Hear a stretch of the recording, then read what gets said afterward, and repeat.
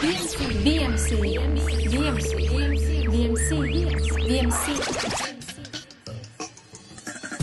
economy, communication, technology, customer, community, net, social media. VMC, the Vascellari media channel.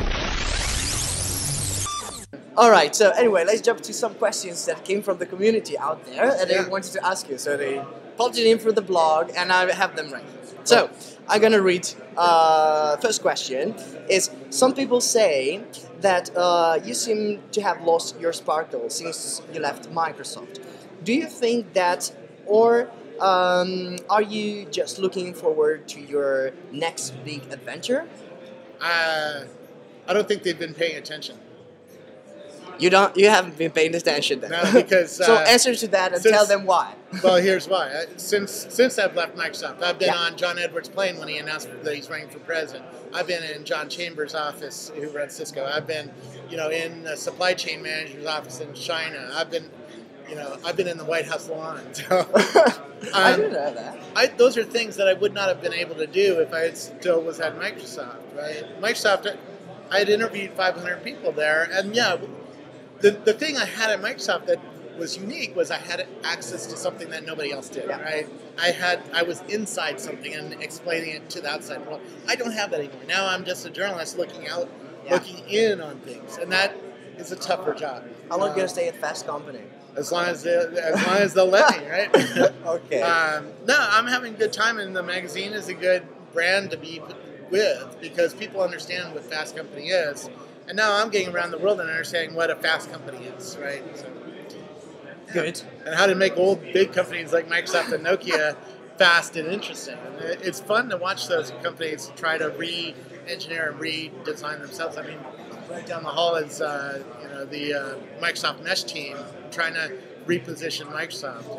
And the Nokia N97 is trying to come back at the iPhone and that's going to be a game changer.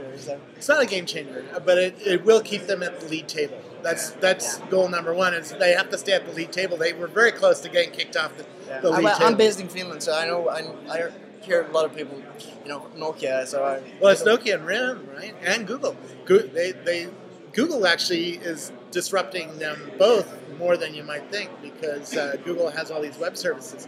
Nokia knows the phone. I actually have the question there. We put in apologies. What about the new Android? Well, that's the disruptor, right? But Nokia knows that the hardware is not what you buy a phone for. Yeah.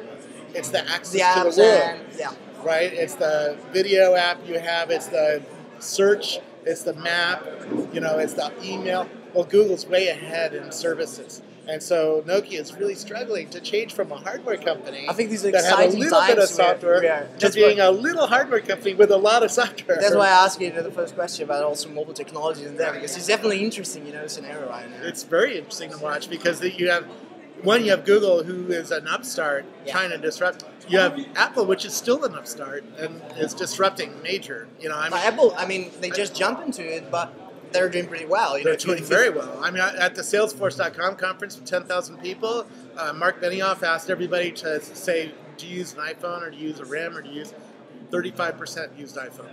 That's huge because this is an enterprise world, So iPhone got access to enterprise in 2 years. I told you, that's quite impressive how they got into it so fast. And they could do better, but I think it's some sort of pilot period in the sense that where they're living in, and then we'll see.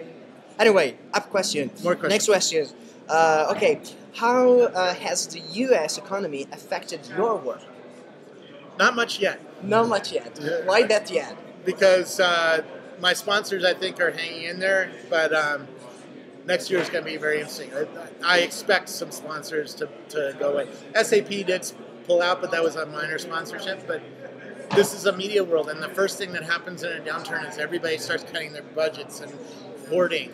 And all the bloggers here, we've been talking at night, and we're like, next year is going to be very interesting to see what happens and see who still advertises and stays involved in this world.